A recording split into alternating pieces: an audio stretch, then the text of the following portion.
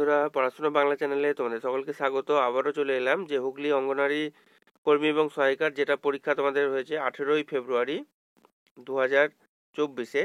তো আমরা পার্ট ওয়ানে আমরা তোমাদের বেশ কিছু কোশ্চেন যেগুলো পেয়েছিলাম আমি কালেক্ট করতে, যেহেতু তোমাদের কোশ্চেন জমা নিয়ে নিয়েছিল, তো সেগুলো ডিসকাস করে দিয়েছিলাম। তো এই ভিডিওতে আরও কিছু কোশ্চেন এবং ইংরেজি এবং অঙ্ক থেকে কিছু কোশ্চেন যেগুলো পড়েছিল আমি পেয়েছি কালেক্ট করতে, তো সেগুলো আমরা এই ভিডিওতে দেখে নেবো। যেটা তোমাদের যারা পরীক্ষা দিয়েছো তারা কিন্তু অবশ্যই একটু কমেন্ট সেকশনে কমেন্ট করে দিও যে কোশ্চেনগুলো তোমরা কতগুলো সঠিক করেছো এবং এক্স্যাক্ট এই কোশ্চেনগুলো এসছিল কিনা। তো চলো পার্ট টুতে আজকে আমরা কিন্তু, যারা পার্ট ওয়ানটি দেখোনি অবশ্যই কিন্তু এই ভিডিও ডেসক্রিপশন বক্সে লিঙ্ক দেওয়া থাকবে বা চ্যানেলের প্লে লিস্টেও তোমরা পার্ট ওয়ানের ভিডিওটি পেয়ে যাবে, সেখান থেকে অবশ্যই দেখে আসতে পারো।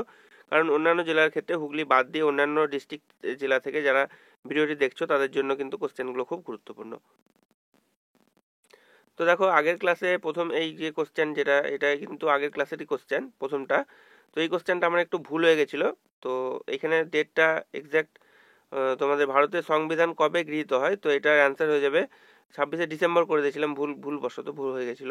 তো এটা সঠিক উত্তর হয়ে যাবে 1949 সালে 26শে নভেম্বর। আমি কমেন্ট সেকশনেও পিন করে দিয়েছি। তোমরা যদি আগের ক্লাসটি পার্ট ওয়ানের ভিডিওটি দেখে থাকো তো অবশ্যই কিন্তু এটা একবার চেক করে নেবে। ঠিক আছে, এটা ভারতীয় সংবিধান কবে গৃহীত হয়, এক্স্যাক্ট সঠিক উত্তরটা হয়ে যাবে আমাদের 1949 সালের, এটা 26শে নভেম্বর। এটা আমি ডিসেম্বর করে দিয়েছিলাম, ভুলবশত হয়ে গেছিল। দেখো পরবর্তী কোশ্চেন, যে হুগলিতে কয়টি ব্লক রয়েছে, মোট কয়টি ব্লক রয়েছে, তো সঠিক উত্তর হয়ে যাবে 18টি। যারা 18টি অ্যান্সার করেছে তাদের সঠিক উত্তর হবে। পরবর্তী দেখো, এরকম কোশ্চেন এসেছিল যে পুরুষদের বিয়ের ন্যূনতম বয়স কত, তো সঠিক উত্তর হয়ে যাবে 21 বছর। তারপর দেখো, বর্তমান ইন্ডিয়ান ক্রিকেট টিমের অধিনায়ক কে, তো এটা সঠিক উত্তর হয়ে যাবে রোহিত শর্মা। যারা এই অ্যান্সারগুলো অপশানে কি ছিল, আমি অপশান তো এক্স্যাক্ট পাইনি, কোশ্চেনগুলো পেয়েছি। তো তোমাদের অপশান এক্স্যাক্ট এইরকমই ছিল কি না তোমরা কিন্তু অবশ্যই একটু কমেন্ট সেকশনে কমেন্ট করে দিও। আর ভিডিওটি ভালো লাগলে অবশ্যই একটি লাইক করে দেবে এবং বন্ধুদের সঙ্গে শেয়ার করে দেবে। তো দেখো পরবর্তী কোশ্চেন, যে রিজার্ভ ব্যাংকের বর্তমান গভর্নর কে, তো সঠিক উত্তর হয়ে যাবে শক্তিকান্ত দাস। যারা এই অপশানটি ছিল যাদের, তারা আশা করছি সঠিক করেছো। তো মনে রাখবে এর সাথে এক্সট্রা ডিটেলস এটা মনে রাখবে, যারা পরবর্তী পরীক্ষা দেবে তাদের জন্য এক্সট্রা ডিটেলসটা দেখে নাও। যে এর আগে শক্তিকান্ত দাস, এর আগে রিজার্ভ ব্যাংকের বর্তমান গভর্নর ছিলেন রঘুরাম রাজন। তিনি ছিলেন 4 সেপ্টেম্বর 2016 সাল পর্যন্ত। এরপর কি হয়েছে, শক্তিকান্ত দাস থেকে বর্তমান এখন পর্যন্ত তিনি শক্তিকান্ত দাস তিনি এখন বর্তমান তোমার রিজার্ভ ব্যাংকের গভর্নর আছেন। পরবর্তী দেখো কোশ্চেন ছিল যে বিধানচন্দ্র রায়ের মৃত্যু বার্ষিকী বা মৃত্যু দিন কবে, তো সঠিক উত্তর হয়ে যাবে 1962 সালের 1 জুলাই। যারা এই অ্যান্সারটি করেছো সঠিক উত্তর হবে তাদের। এক্স্যাক্ট এই ডেটটা অপশানে খ্রিস্টাব্দ ছিল নাকি মাসটা ছিল সেটা তো আমার জানা নেই, তোমরা কিন্তু অবশ্যই একটু কমেন্ট করে দিও। দেখো তারপরে একটা ফুল ফর্ম রিলেটেড ছিল যে পিআইএন এর পুরো নাম কি, তো অ্যান্সার হয়ে যাবে পার্সোনাল আইডেন্টিফিকেশন নাম্বার। তো এরকম অপশান ছিল কিনা তোমরা কিন্তু অবশ্যই যারা পরীক্ষা দিয়েছো, তো কোশ্চেনটি এক্স্যাক্ট কর্মী নাকি সহায়িকার আমি বলতে পারছি না, কারণ যেহেতু কোশ্চেনে কেউ মেনশন করে দেয়নি, যেগুলো কালেক্ট করতে পেরেছি সেখান থেকে আমি বলছি। তো তোমরা যারা কর্মী থেকে পরীক্ষা দিয়ে থাকলে তারা কিন্তু অবশ্যই কোথা থেকে কোশ্চেনগুলো এসেছিল অবশ্যই একটু কমেন্ট করে দিও যদি পেরে থাকো তাহলে। পরবর্তী দেখো, ওআরএস এর ফুল ফর্ম বা পুরো নাম পড়েছিল, তো এটা সঠিক উত্তর হয়ে যাবে ওরাল রিহাইড্রেশন সলিউশন। তারপরে দেখো, জাতীয় ক্যান্সার দিবস কবে পালিত হয়, তো সঠিক উত্তর হয়ে যাবে 4 ফেব্রুয়ারি জাতীয় ক্যান্সার দিবস পালন করা হয়ে থাকে। তারপর দেখো নেক্সট দেখো, জাতীয় সাক্ষরতা দিবস কবে পালন করা হয়, তো সঠিক উত্তর হয়ে যাবে 8ই সেপ্টেম্বর জাতীয় সাক্ষরতা দিবস পালন করা হয়। তো যারা এটা অ্যান্সার করেছো সঠিক উত্তর হবে। তারপর নবান্ন নাটকটি কার লেখা, সঠিক উত্তর হয়ে যাবে বিজন ভট্টাচার্যের লেখা। যারা বিজন ভট্টাচার্য করেছো তারা কিন্তু সঠিক অ্যান্সার হবে তাদের। পরবর্তী দেখো কোশ্চেন ছিল যে সুসংহত শিশু বিকাশ প্রকল্প কবে চালু হয়, তো সঠিক উত্তর হয়ে যাবে 1975 সালের 2রা অক্টোবর। যারা এটি অ্যান্সার করেছো একদম সঠিক উত্তর হবে। তারপরে দেখো, অস্ট্রিও ম্যালেশিয়া কোথায় হয়, তো সঠিক উত্তর কি হবে দেখো। তো এইখানে দেখো তোমাদের অপশান যদি এরকম থাকে হাড় বা অন্যান্য থাকে তাহলে সেক্ষেত্রে কিন্তু হাড়ই হবে। এক্স্যাক্ট উত্তরটা দেখে নাও, অস্ট্রিও ম্যালেশিয়া কোথায় হয়, মানব শরীরে হাড়ে এটি হয়ে থাকে এবং ভিটামিন ডি এর অভাবে এই রোগটা হয়ে থাকে। তো তোমাদের হাড় অপশানে যদি থেকে থাকে হাড় নাকি আরো যে মানে হাড়ের সাথে আর কি অপশান ছিল, আমার তো অপশান আমি কোশ্চেনটা এক্স্যাক্ট দেখতে পাইনি এখনো। তো তোমাদের অপশান কি ছিল তোমরা কিন্তু অবশ্যই যারা পরীক্ষা দিয়েছো আশা করছি কোশ্চেন দেখার পর মনে পড়বে তোমাদের, তো কমেন্ট সেকশনে একটু কমেন্ট করে দিও। পরবর্তী দেখো কোশ্চেন ছিল বেলুড় মাঠ কবে প্রতিষ্ঠিত হয়, তো সঠিক উত্তর হয়ে যাবে 1897 সালের জানুয়ারি মাসে এটা হয়। তো এটা হয়ে যাবে সঠিক উত্তর, যারা এটা করেছে সঠিক উত্তর হবে। তারপর ইউনিসেফ কবে প্রতিষ্ঠিত হয়, তো সঠিক উত্তর হয়ে যাবে 1946 সালের 11ই ডিসেম্বর। যারা এটি অ্যান্সার করেছো সঠিক উত্তর হয়ে যাবে। পরবর্তী দেখো কোশ্চেন এরকম ছিল যে রক্তকে জমাট বাঁধতে সাহায্য করে কে, এরকম অপশন ছিল তোমাদের শ্বেতকণিকা, অনুচক্রিকা নাকি লিম্ফোসাইট। তো সঠিক উত্তর হয়ে যাবে এটা অনুচক্রিকা, যারা এটা করেছো একদম সঠিক উত্তর হবে। তারপর দেখো টিটেনাস কি, এরকম একটা কোশ্চেন ছিল। তো টিটেনাস হচ্ছে মাংসপেশির খিঁচুনি, এটি ব্যাকটেরিয়া সংক্রমণে হয়ে থাকে। তো তোমাদের অপশানে ব্যাকটেরিয়া, ভাইরাস নাকি কিরকম ছিল, তো ব্যাকটেরিয়া হয়ে যাবে সঠিক উত্তর যদি ব্যাকটেরিয়া অপশানে থেকে থাকে তাহলে। এবার দেখো ইংরেজি থেকে যে কোশ্চেনগুলো এসেছিল আমরা একটু দেখে নেবো। দেখো ইংরেজিতে এরকম ছিল যে টিট ফর ট্যাট এর মিনিংটা কি হবে, তো এর মিনিং হয়ে যাবে যেমন কর্ম তেমনি তার তেমন ফল, এটা হয়ে যাবে টিট ফর ট্যাট এর মিনিং। তো আশা করছি এরকমই ছিল তোমাদের। তারপর দেখো প্যানিক ছিল, এর অ্যান্টোনিমস ছিল, অর্থাৎ বিপরীত শব্দ লিখতে দেওয়া। তো সঠিক উত্তর হয়ে যাবে কাম, যদি অপশানে এরকম থেকে থাকে কাম তাহলে সঠিক উত্তর সেটাই হবে। দেখো প্যানিক মানে হচ্ছে আতঙ্ক আর কাম মানে হচ্ছে শান্ত, তাহলে আমরা জেনে রাখলাম দুটোই। এরপর দেখো তোমাদের ইংরেজি থেকে এরকম কোশ্চেন এসেছিল, এক্স্যাক্ট দেখো সিনোনিম না অ্যান্টোনিম পড়েছিল, তোমরাই বলতে পারবে যে টেরিবল এর সিনোনিম না অ্যান্টোনিম পড়েছিল। দেখো দুটোই আমি বলে দিচ্ছি, যদি সিনোনিম পড়ে থাকে তাহলে দেখো সিনোনিম কোনটা কোনটা হবে। প্রথমে আমরা অ্যান্টোনিমগুলো দেখে নেবো, অ্যান্টোনিম বিপরীত শব্দগুলো দেখে নেবো। টেরিবল এর বিপরীত শব্দগুলো হচ্ছে দেখো দেখে নাও, ওয়ান্ডারফুল, প্লিজেন্ট, মাইল্ড, এগুলো হবে অ্যান্টোনিমস। যদি এগুলো অপশানের মধ্যে থেকে থাকে, তোমাদের অ্যান্টোনিমস দিয়ে থাকে, তাহলে কিন্তু একদম সঠিক উত্তর হবে এইগুলো। আর যদি সিনোনিম বা সমার্থক দিয়ে থাকে তাহলে সেক্ষেত্রে তোমাদের এইগুলো যদি অপশান থেকে থাকে, বিউটিফুল, ডিলাইটফুল এবং কামিং, তাহলে সেগুলো হয়ে যাবে সঠিক উত্তর। তো এই কোশ্চেনগুলো তোমরা কিন্তু দেখলেই মনে পড়ে যাবে তোমাদের, আশা করছি তোমরা বুঝতে পারছো কীরকম এসেছিলো এবং কী অ্যান্সার করে এসছো তোমরা।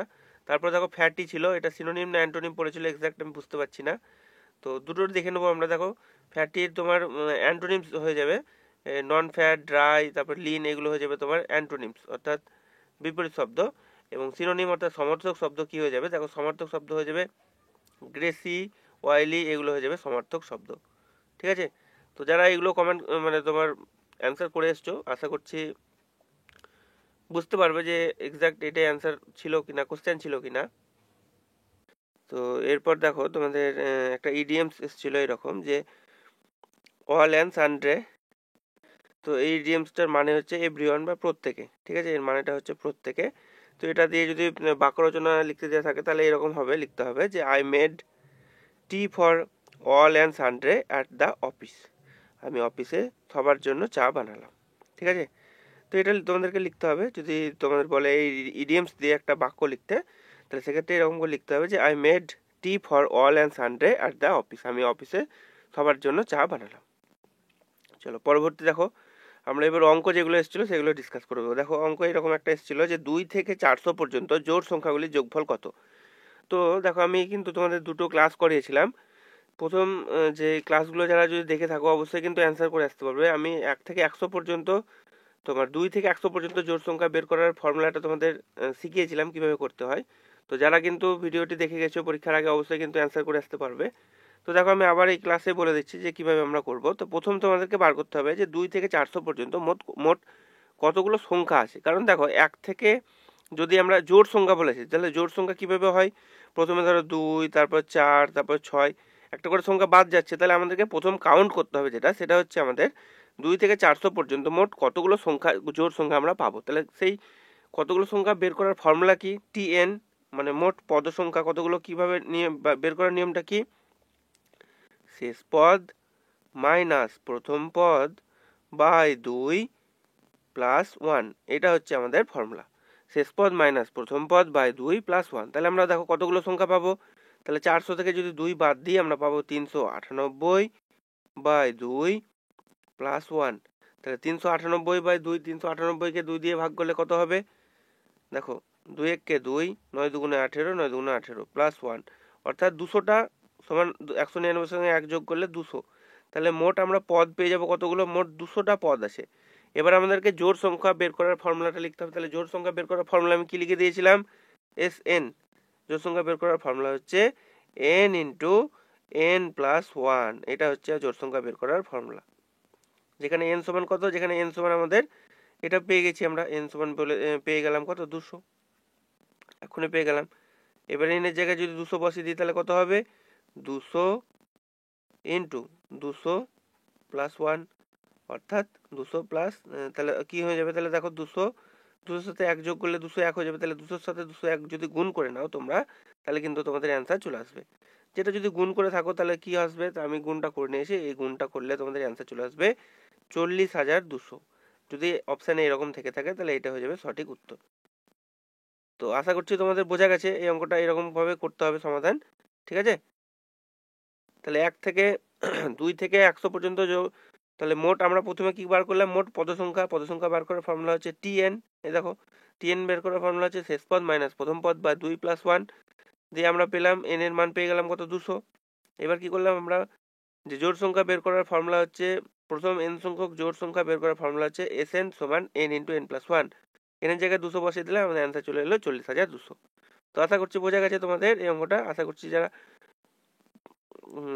আগের ক্লাসটি দেখে মানে আমাদের ওই ক্লাসটি দেখে এসছো তারা কিন্তু অ্যান্সার করে আসতে পারবে। দেখো পরবর্তী আর একটা কোশ্চেন ছিল এরকম, যে 550 মিটার লম্বা একটি ট্রেন 250 মিটার লম্বা একটা সেতুকে 2 মিনিটে অতিক্রম করে, ট্রেনটির গতিবেগ কত?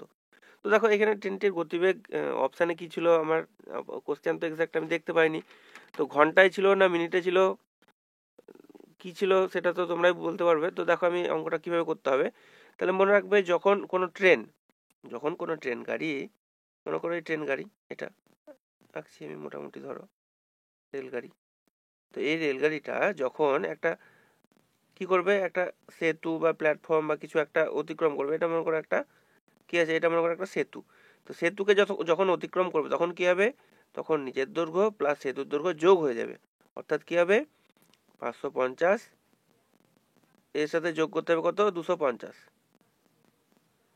550 এর সাথে কি করতে হবে 250 যোগ করে নিতে হবে। তাহলে যোগ করলে কত চলে আসবে, যোগ করলে দেখো 0, 5 আর 5 10 0, হাতে থাকছে 1, 5 আর 2 7 আর 8, তাহলে 800 মিটার পেয়ে গেলাম আমরা। কি 800 মিটার হচ্ছে ট্রেনের দৈর্ঘ্য প্লাস সেতুর দৈর্ঘ্য, 800 মিটার, আমি এম লিখে রাখছি, হলো। এবার সিম্পল ঐকিক নিয়ম, তাহলে 2 মিনিটে যাই, 2 মিনিটে যাচ্ছে কত, 2 মিনিটে যাচ্ছে তোমার 800 মিটার, হলো। তাহলে আমাদেরকে সবসময় যখন গতিবেগ বের করতে দেবে তখন ঘন্টায় বের করতে হবে, 1 ঘন্টায় ট্রেনটার গতিবেগ কত, ঠিক আছে। তাহলে 1 ঘন্টা সমান কত মিনিট, আমরা জানি 1 ঘন্টা সমান 60 মিনিট, তাহলে 60 মিনিটে যাবে কত, 60 মিনিটে যাবে 800/2 গণিত 60 হয়ে যাবে।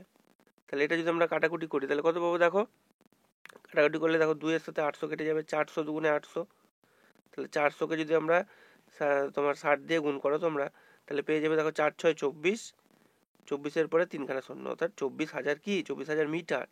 এবার তোমাদের 24,000 মিটার যদি অপশানে থেকে থাকে তাহলে 24,000 মিটার হবে। যদি কিলোমিটারে বলে দেয় তাহলে 1 কিলোমিটার সমান আমরা জানি 1,000 মিটার, তাহলে 24,000 মিটার মানে হবে 24 কিলোমিটার, সমান আমরা 24 কিলোমিটার বা কেএম লিখে দিলাম।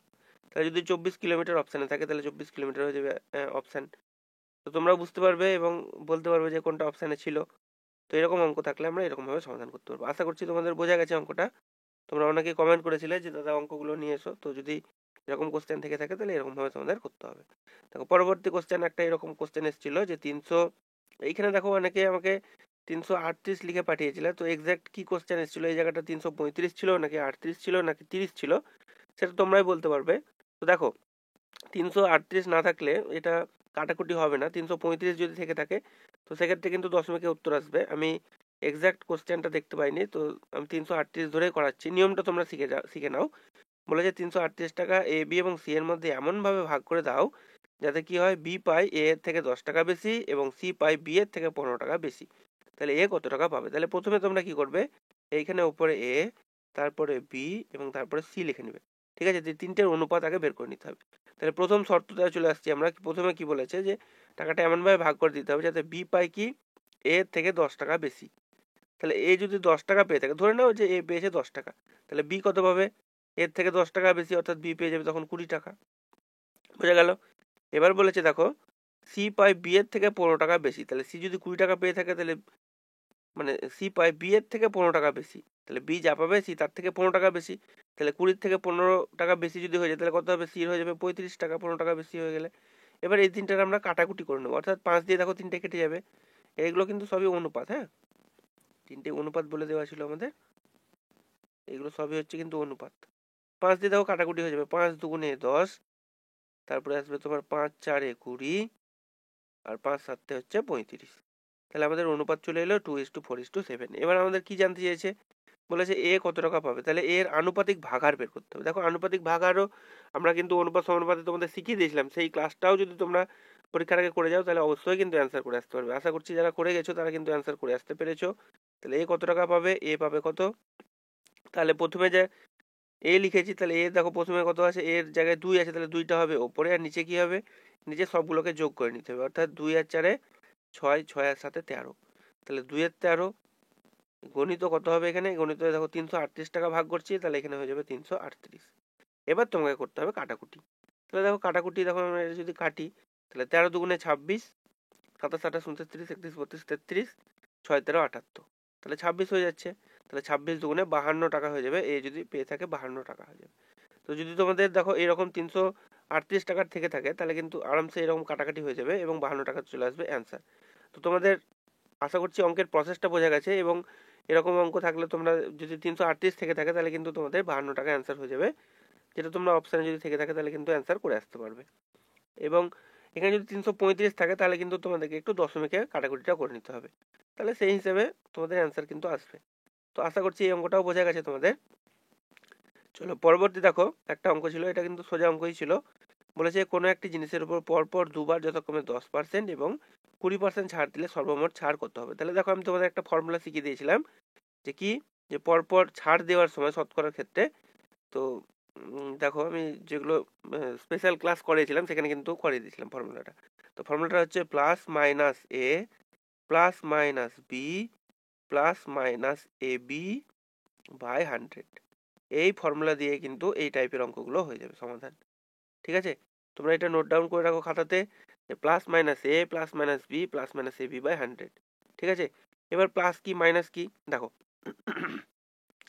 এইখানে বলেছে দেখো ছাড় দিয়েছে, তাহলে কি ছাড় মানে তো কম হয় আমরা জানি, তাহলে এখানে মাইনাস হয়ে যাবে, তাহলে কি হবে -10 হয়ে যাবে, আবার -10 হয়ে যাবে, পরপর দুবার ছাড়, আর এখানে মাইনাসে মাইনাসে হয়ে যাবে প্লাস, এখানে হয়ে যাবে 10 গুণ 20 বাই 100। ঠিক আছে, তাহলে দেখো 0 0 আর এই 0 দুটো কেটে যাবে, দুটো শূন্য সাথে নিচে দুটো শূন্য কেটে যাবে, তাহলে 10 আর 20 যোগ করলে কত হবে -30 হয়ে যাবে কিন্তু এখানে, হ্যাঁ। আর এখানে দেখো 2 1 2 প্লাস 2, তাহলে 30 টাকা ধার আর 2 টাকা জমা, তাহলে হয়ে যাবে 28 টাকা, সর্বমোট ছাড় হয়ে যাবে 28%। ঠিক আছে, সর্বমোট ছাড় হয়ে যাবে 28%। তো এরকম যদি কোশ্চেনটা অপশানে থেকে থাকে তাহলে এটা হয়ে যাবে কিন্তু সঠিক উত্তর তোমাদের। আশা করছি বোঝা গেছে। চলো পরবর্তী দেখো আর একটা অঙ্ক ছিল, তো এই অঙ্কটা এক্সাক্ট তোমাদের এরকম আমি পেয়েছি, যে একটি ব্যাগে 33 টাকা ছিল, সেখানে 2 টাকা এবং 1 টাকার কতগুলো কয়েন ছিল। তাহলে কতগুলো কয়েন বললে কিন্তু অ্যান্সার করা যাবে না এখানে, এখানে তাহলে বলতে হবে যে প্রত্যেক মানে 2 টাকা 1 টাকার কতগুলো করে কয়েন ছিল। দুটো ক্ষেত্রে সমসংখ্যক যদি কয়েন থেকে থাকে তবে কিন্তু এটা করতে পারবে। মোট কতগুলো কয়েন ছিল, কতগুলো করে কয়েন ছিল, কতগুলো করে কয়েন ছিল, তাহলে এটা কিন্তু করা যাবে। দেখো এই অঙ্কটাও কিন্তু আমি করিয়েছিলাম তোমাদের, যদি অনুপাত সমানুপাতের ক্লাসটি দেখে থাকো একদম এই অঙ্কটাই এরকম সেম টাইপের সমসংখ্যক অঙ্ক কিভাবে করা যায় আমি করে দিয়েছিলাম। তো দেখো এটাও সেইভাবে করে দিচ্ছি। তাহলে এখানে কি লিখতে হবে, এখানে ডিনোমিনেটর লিখতে হবে। ডিনোমিনেটর অর্থাৎ কোনগুলো, 2 টাকা 1 টাকা, এগুলো ডিনোমিনেটর। তাহলে এখানে লিখবে 2 টাকা, একদম ভালো করে শিখে নাও, পরবর্তী ক্ষেত্রে অঙ্ক এরকম এলে আর যেন মিস না যায়। এখানে লিখলাম 1 টাকা, মানে এটাকে এরকম ভাবে লিখতে হবে যে তোমাকে যদি 50 পয়সা লেখা থাকে, এখানে 50 পয়সা দিয়ে থাকে, তাহলে 50 পয়সাকে আমরা কি হিসাবে লিখতে পারবো, 50/100, 50/100। এই কাটাকুটি করলে কত হবে, 1/2। তাহলে তোমাকে 50 পয়সা দিয়ে থাকলে তোমাকে এখানে লিখতে হবে 1/2 টাকা। ঠিক আছে, বোঝা গেল। তাহলে এখানে কিন্তু 50 পয়সা যেহেতু নেই এরকম টাইপ, আমাদের 1 টাকা 2 টাকা আছে, সেহেতু আমরা এরকম করে লিখবো। নিচে কি লিখবো, নিচে লিখবো আমরা নাম্বার অফ কয়েন্স, সেটা আমাদের বলে দেওয়া নাই, আমাদেরকে বের করতে হবে। সেটা আমরা ধরে নিচ্ছি যে প্রত্যেক প্রকারের মুদ্রা ছিল এক্সটি, তাহলে 2 টাকাও যদি এক্সটি থাকে এবং 1 টাকাও এক্সটি ধরে নিচ্ছি, তাহলে এখানে ভ্যালু বের করতে হবে। আমি দেখো একদম ধরে ধরে শেখাচ্ছি, কিন্তু এখানে আমরা বের করবো ভ্যালু। তাহলে এটা গুণ করবো, কিন্তু 2 এর সাথে এক্স গুণ করলে হয়ে যাবে 2x, আর এখানে 1 এর সাথে এক্স গুণ করলে হয়ে যাবে এক্স। তাহলে দুটোকে যদি যোগ করে তাহলে 2x আর এক্স কত হয়ে যাবে 3x। তাহলে 3x সমান হয়ে যাবে আমাদের কত 33 বলে দেওয়া আছে, মোট 33 টাকা আছে। তাহলে x সমান কত বেরিয়ে যাবে, x সমান বেরিয়ে যাবে 33/3, কাটাকুটি করলে 3 11 33, তাহলে এক্স এর মান আমাদের বেরিয়ে যাবে কত, এক্স সমান বেরিয়ে গেল 11।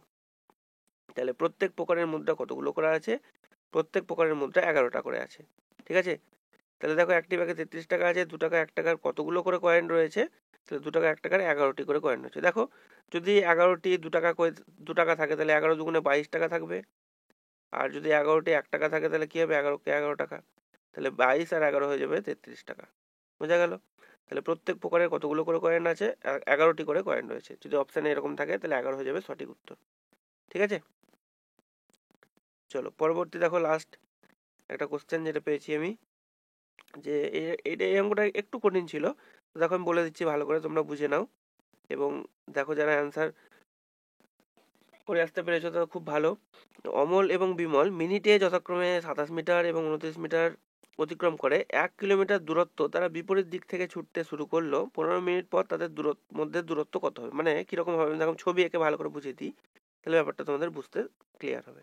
মনে করো এইটুকু হচ্ছে ডিস্টেন্স কত, দেখো 1 কিলোমিটার, তাহলে কিলোমিটারটাকে 1 কিলোমিটার, কিমি লিখে দিলাম আমি।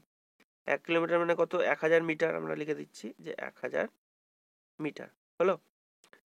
এইখান থেকে এইটুকু মনে করো 1000 মিটার ধরে নিলাম, আমরা এটা ধরে নিচ্ছি। তো প্রথমে অমল ছুটছে, এটা মনে করো অমল এদিকে ছুটছে, কত কিলোমিটার করে দেখো বলে দিয়েছে যে মিনিটে 27 মিটার, তাহলে 27 কত করে ছুটছে ও, 27 মিটার পার মিনিট, এই গতিতে সে ছুটে চলছে এইদিকে ডান দিকে। আর এইদিকে কে আছে, বিমল, সে কি করছে, সেও কিন্তু এইদিকে ছুটে আসছে। কত কিলোমিটার বেগ বলে দিয়েছে দেখো, 29 মিটার পার মিনিট, এটা কিন্তু বলে দেওয়া আছে। এবার তাহলে কি করে করতে হবে, দেখো 1 মিনিটে অমল যাচ্ছে, যদি অমলের ক্ষেত্রে বের করি, তাহলে অমলের ক্ষেত্রে কি হবে, 1 মিনিটে যাচ্ছে সে 27 মিটার, তাহলে দেখো তোমার 15 মিনিটে কত যাবে, এটা বের করে নিতে হবে।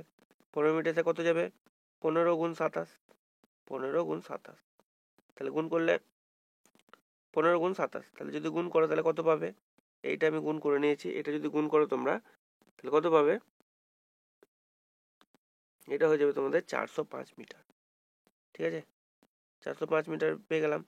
সেম ভাবে আমরা বিমলেরও বের করব, যে বিমল তাহলে বিমল কি করেছে, 1 মিনিটে দেখো এখানে বলে দেওয়া আছে যে 29 মিটার বলেছে মিনিটে যায়, মিনিটে যথাক্রমে তারা 27 এবং 29 মিটার যায়, তাহলে 1 মিনিটে যাচ্ছে 29 মিটার, তাহলে তোমার 15 মিনিটে কত যাবে বের করে নিতে হবে, তাহলে 29 গুণ 15 বা 15 গুণ 29 একই ব্যাপার, তাহলে এই গুণটা যদি করো তাহলে চলে আসবে তোমাদের 485।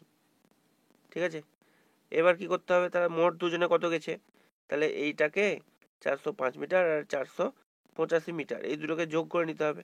তো এই দুটোকে যোগ করলে কত পাবে, এই দুটোকে যোগ করলে তোমরা পেয়ে যাবে 840, সরি এইটা গুণটা আমার গন্ডগোল হয়ে গেছে, গুণটা 885 হবে না, 835 হবে। হ্যাঁ, এই গুণটা হয়ে যাবে 835, এটা 85 নয়। ঠিক আছে, তাহলে দুটোকে যদি যোগ করো তাহলে তোমরা পেয়ে যাবে তোমার 840 মিটার। ঠিক আছে, 840 মিটার পেয়ে গেলাম মোট দূরত্ব, মানে দুজনে মোট গেছে। এবার আমাদের তো কোশ্চেনে তা জানতে চাইনি, আমাদের জানতে চাইছে যে 15 মিটার পর তাদের মধ্যে দূরত্ব কত হবে। তাহলে কি করতে হবে, 1000 থেকে আমাদেরকে 840 বিয়োগ করে দিতে হবে, তাহলে কত হবে, 160 চলে আসবে আমাদের অ্যান্সার। যদি অপশানে থেকে থাকে 160 মিটার, তাহলে 160 মিটার হয়ে যাবে তোমাদের অ্যান্সার। তাহলে দেখো এখানে ব্যাপারটা কি হবে,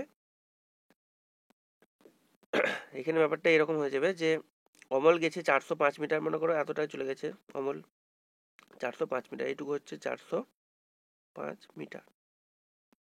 ঠিক আছে, অমল চলে গেছে।